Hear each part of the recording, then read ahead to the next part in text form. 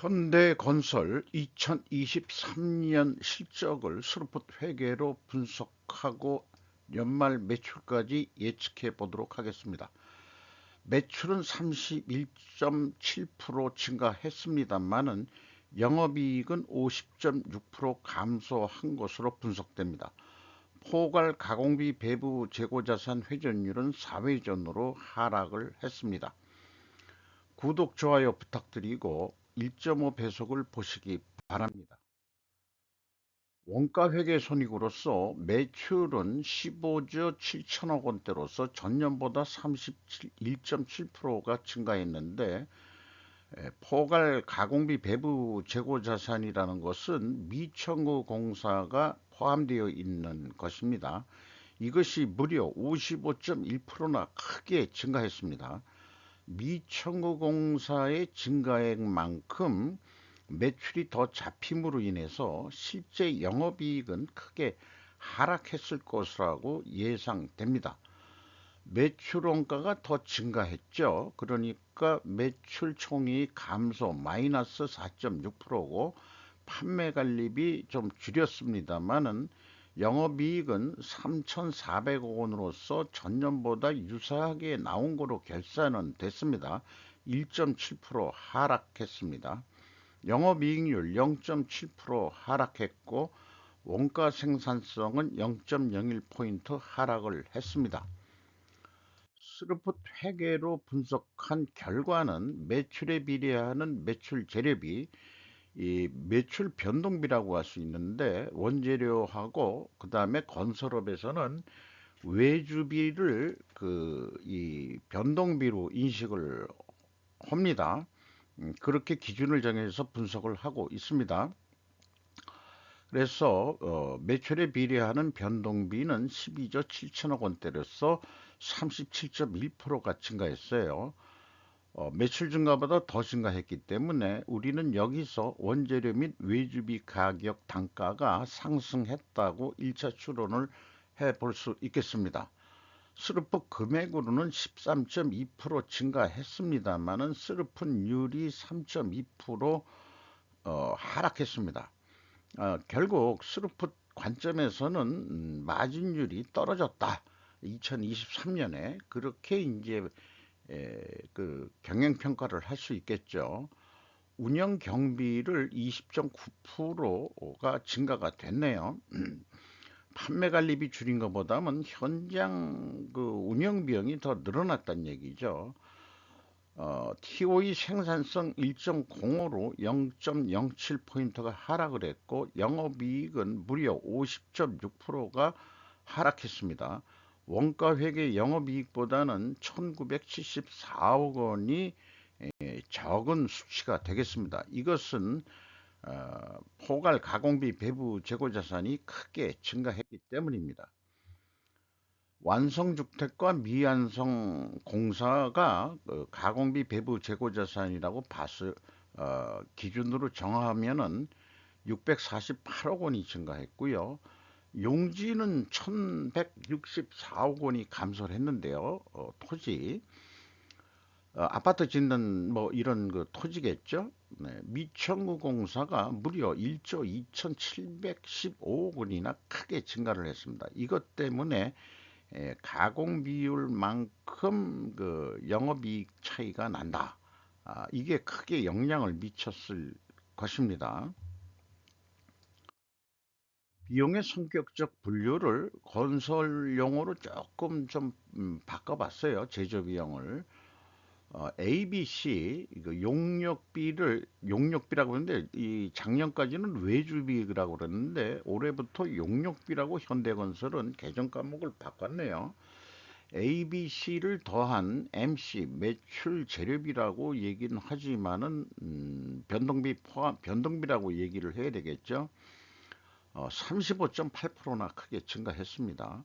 운영경비는 20.9% 증가했습니다. 이 운영경비 2조 9천억 원에서 본사 판매관리비 5천억 100억 원을 빼면은 현장 운영비용이 2조 4천억 원으로서 28.9% 증가했고, 그러나 총 건설 비용에 비해서는 1.5% 하락을 했습니다. 재료 비율은 1.5% 상승했기 때문에 여기서도 우리는 원재료 및 외주비 가격이 크게 상승했을 것이다. 이렇게 추론해 볼 수 있겠습니다. 재고자산 매출원가 회계 투명성 1단계로서 WCAI 가공비 배부 재고자산 요거는 이제 그 계약자산 빼고입니다. 이 갭이 잔잔하게 6,800만 원, 2억 7,900만 원. 근데 2021년대는 276억 원이나 크게 차이가 났었어요. 그래서 계약 자산도 한번 그 미리 검증을 해보면은 현금 흐름표 상으로 1조 2천억 원, 1조 2,391억 원이 현금이 나갔다면은 그거만큼 계약 자산이 증가해야 되는데 더 증가했어요. 1조 2,715억 원으로 갭이 324억 원이 더 증가를 했습니다. 그래서 대손상각비, 미천구공사의 대손상각비를 왜 집어넣는지 저는 이해를 못하지만은 요거 아니겠느냐, 그 갭이 그거를 빼줘도 빼준다기보다도 요게 2022년도 걸 감안해서 이거를 더하는 거로 했습니다. 2021년도 그렇고 그러면은 갭이 음, 2022년도에는 134억 원으로 줄어들고 그 다음에 2021년도에는 1331억 원으로 줄어듭니다. 2023년도에는 341억 원의 최종 갭이 있습니다. 이런 것만큼 이게 불투명하고 이게 과연 무슨 금액을 의미하는 건지 매출원가가 불투명하다는 것을 의미한다고 볼 수 있겠습니다. 2021년도에 갭이 이만큼 많았는데 요게 그래도 그나마 줄고 있다는 식으로 또 좀 긍정적으로 좀 보고 싶기는 해요. 어, 투명성 2단계로서 그 총 건설 비용의 차이가 1조 2,716억 원이나 차이 나는데 요거는 건설 재료비의 차이하고도 같은 금액이고 그러나 그 갭이 있는 것은 그 미천고 공사를 빼주면은 증감액을 빼주면은 1단계의 차이만큼 이것도 동일하게 차이가 납니다. 이게 무엇인지는 밝힐 수가 없습니다. 현금 흐름표 기준 전체 재고 자산의 증감액도 요거는 이제 계약 자산 빼고 하는 건데요. 현금이 526억 원이 들어왔다면 재고가 526억 원이 감소해야 되는데 453억 원뿐이 감소를 안 했습니다. 재무상태표에.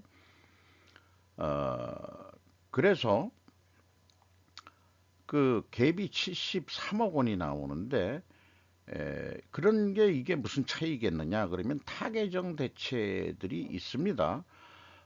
기존에 투자부동산에 있던 거가 용지로서 재고자산으로 넘어오고 뭐 그런 등등인데 요거를 일일이 찾아가지고 그것을 빼주더라도 현금으로 303억 원 차이가 나고 2022년도에는 485억 원이나 차이가 납니다.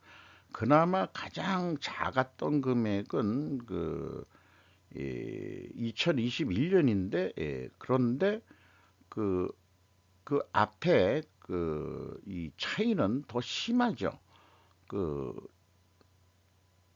총 건설 비용이나 재고 자산의 증감액이 이렇게 뭐 좀 뭐 원인 추적이 매우 참 어렵게 이렇게 되어 있는데 건설업을 할 때마다 느끼는 겁니다만은 대한민국 건설업에서 특히 현대건설이 대한민국의 대표 건설업체라고 한다면은 재고자산 매출원가 회계 투명성이 밝을 때 대한민국의 앞날도 더 밝아질 것이라고 저는 그렇게 희망하고 싶습니다.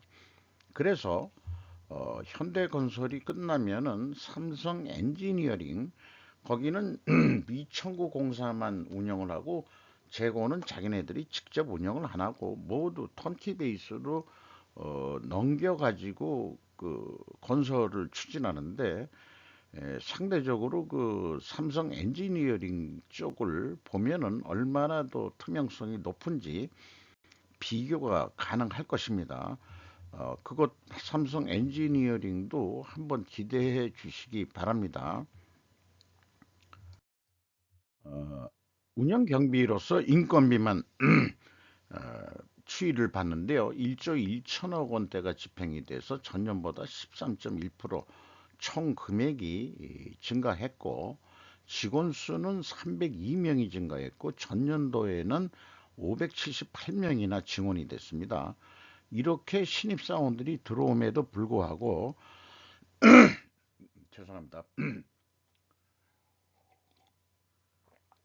평균 임금은 1억 5,300만 원으로서 대한민국 유수 대기업보다도 더 높은 그 평균 임금을 보이고 있습니다.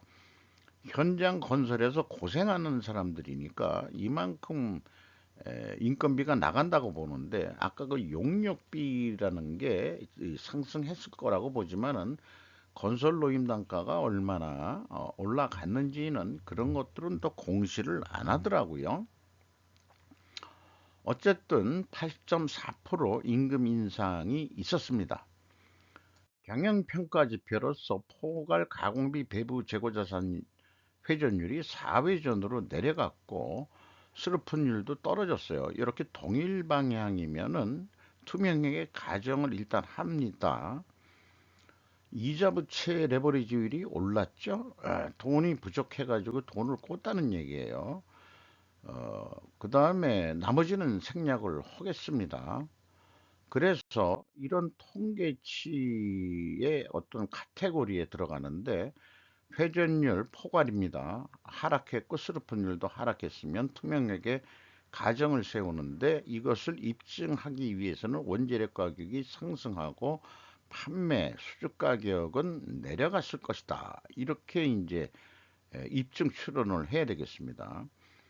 여기 밑에 있는 것은 제조업에 좀 해당되고 건설업은 어, 필연적으로 존재할 다른 이 투명 증거 이것이 마땅치가 않아요. 왜냐하면 건설업이란 게 프로젝트성이 돼가지고 수량으로 재고 회전율을 구한다는 것은 의미가 없는 얘기고 사실은 그 미천구 공사의 그 평가액이 제대로 공정 진행만큼 적절히 평가가 됐느냐 하는 얘기는 너무 임의성이 있는 것 같아가지고 그런 것들을 추가로 또좀 음, 봐야 될 것 같은데 외부에서는 알 방법이 솔직히 없겠습니다.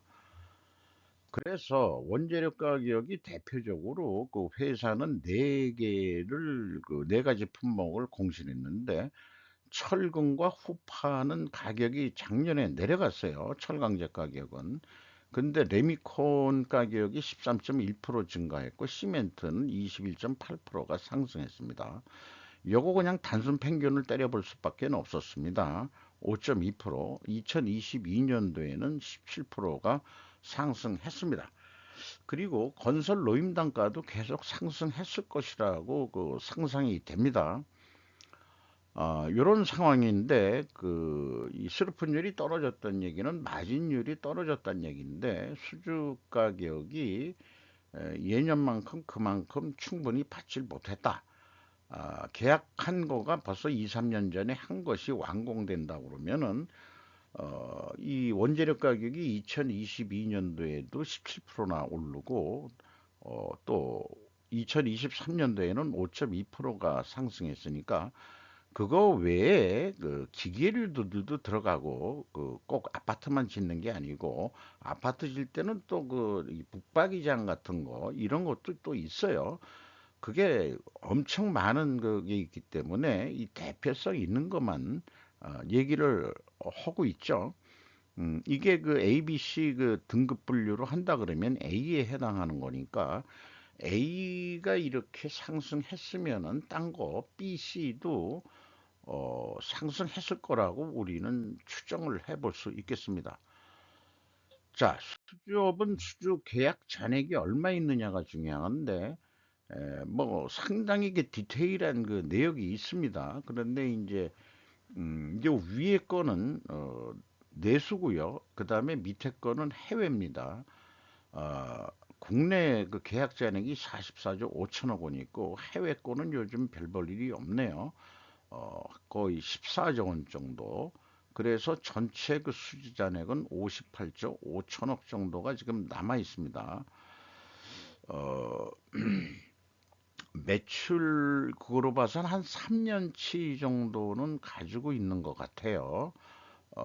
그렇게 지금 진행이 되는 것 같은데 기간이 반영이 안 된 단지 현재의 계약 수주 잔액을 중심으로 한 데이터는 매출과도 연계성이 미약합니다. 이 완성 공사액이라는 게 매출액하고 일치하게 작성해 주는 게 회계 기간 개념인데 모범적인 수주 산업의 공시는 현대중공업을 분석을 해보면은 모델 케이스로 이 완성 공사액이 매출액하고 일치하도록 그렇게 잔액을 관리하고 있습니다.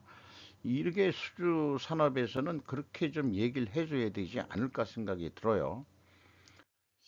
이런 실적을 통해 가지고 그 2024년도 매출액을 그 4억억을 한번 해본다는 게임을 해보면은 19조 한 5천억 정도 할 것 같아요.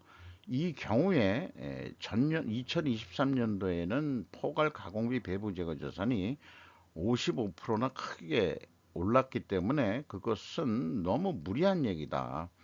10%만 증가한다고 보자. 완성 공사를 많이 시켜가지고 이렇게 된다 그러면은 에, 계획은 3,460억이지만은 재고가 또 늘면은 5,900억으로 증가하게 돼 있어요.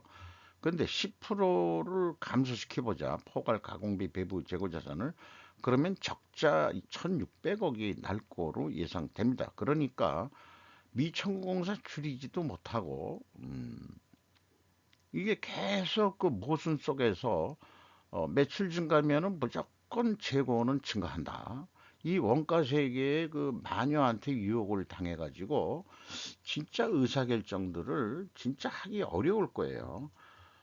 스루폿은 차관 그 재고자산도 금액을 내리고 줄이고 그다음에 계약자산 미천고 공사도 줄여야 된다라고 그렇게 주장을 합니다. 그러니까 매출원가를 벗어나야죠. 그래서 매출에 비례하는 매출 재료비를 그 원재료 연동형으로 생각한다면은 18조 9천억 정도 하면은 타당할 것 같다. 이런 계획을 세워볼 수 있는데 이 경우 영업이익은 좀 적게 나와요. 1,100억 원대로.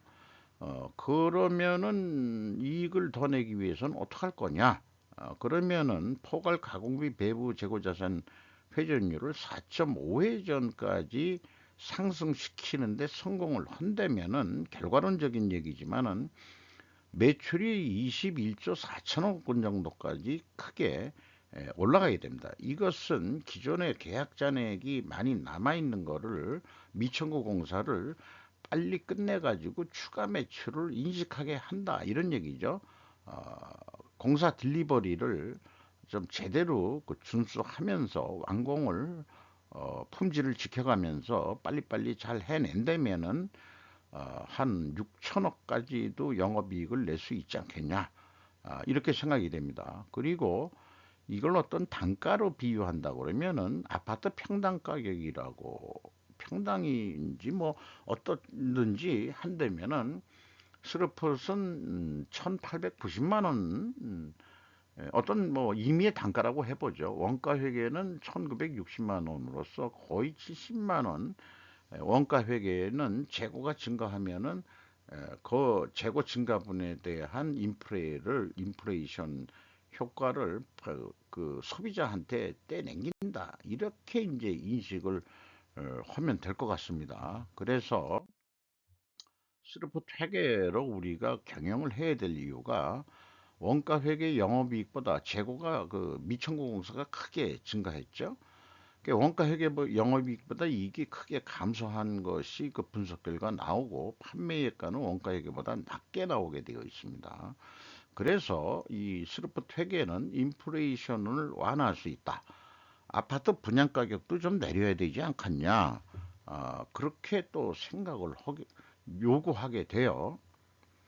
이렇게 그 단가를 내리고도 충분히 돈을 벌 수 있는 기회는 내부의 그 노력에 의해서 공사 진척을 잘 효과적으로 해서 돈 벌기를 찾아야지, 무조건 분양 가격을 올리고 수주 가격을 높게 받으면 또 경쟁 때문에 또 안 될 거지만은, 비즈니스가 그렇게 쉬운 건 아닙니다만은, 밖에서 볼 때 그런 요구 사항을 좀 할 수밖에 없겠습니다. 자, 그렇게 해서 현금 재무지표까지 보면은 현금 흐름도 올라가야 되는데 캐펙스 투자 없어요. 감가상각비 등으로 줄었다는 얘기입니다. 이게 플러스로 됐다는 얘기는 관계기업 및 그 종속기업 비율은 17.6%로 떨어졌고, EAT 세후 현금 순이익은 5,192억 원의 영업이익이 아니 그 순이익이 났습니다. 최종. 그리고 채권자한테서 5,900억을 빌려가지고 이자부채 레버리지율이 20.6%로 증가했어요. 자, 이 자본적 지출도 없는데 이만큼 돈을 빌려야 될 이유가 뭐냐? 그게 공사비가 필요했기 때문에 그랬겠죠. 그래서 요렇게 이 레버리지율이 20.6%까지 증가를 했고, 주주잉여 현금으로는 675억 원을 주주들이 가져갔는데 그 내역은 배당금이 되겠습니다. 0.8%뿐이 되질 않습니다. 이익도 많이 안 나가니까 그 정도라고 그러지만은, 코리아 디스카운트의 주요 원인이 이익 배당이 한국은 너무 짜다. 이런 것 때문에 그래서 최근에 뭐 밸류업, 기업 밸류업 한다고 해서 PBR을 중시를 하고 있죠. 최종 7,063억 원의 현금을 잃었다고 봐야 됩니다. 부채까지 이렇게 차입을 했음에도 불구하고 마이너스가 이렇게 나온다는 얘기는, 전년도는 물론 좀 다르게 나와요. 잃었다고 이렇게 봐야 되겠습니다. 그러니까 결산상의 영업이익 3천억이 났다는 것은 실질적으로는 현금 기준으로 봐서는 돈을 7천억 정도는 잃었다, 영업 손실일 거다 하는 게 맞을 겁니다. 주가는 34,300원으로서 2023년 초보다 3,300원이 하락했고, 장부가격 대비 58%, PBR은 58%, 0.58밖에 되질 않습니다. 이 건설업종이 일 가까이 올라가야 되고 일이 넘어서는 날이 오기 위해서는 아까 말씀드린 대로 저는 오일도 내일도 재고 자산의 미천고 공사 포함해 가지고 그게 투명해야 된다. 그런 걸 보여주고, 그 다음에 이제 그 배당률 그것이 좀 올라가야 되지 않겠냐. 이렇게 되면은 주가가 상승할 수 있을 거라고 봅니다. 주주들을 보면은 현대 모타그룹 세 군데가 다 들어와 있어요. 이걸 두 개 합치면은 한 33% 되죠. 연금공단이 한 8% 가지고 있고, 외국인이 23.9% 가지고 있습니다. 모건 스탠리하고 UBS, 여기 UBS가 스위스 투자 펀드로 알고 있습니다. 그 상당히 그 높은 비율로 들어와 있어요. 그 건설업으로 치면은 이상 현대건설 2023년도 실적 분석한 내용을 마치도록 하겠습니다.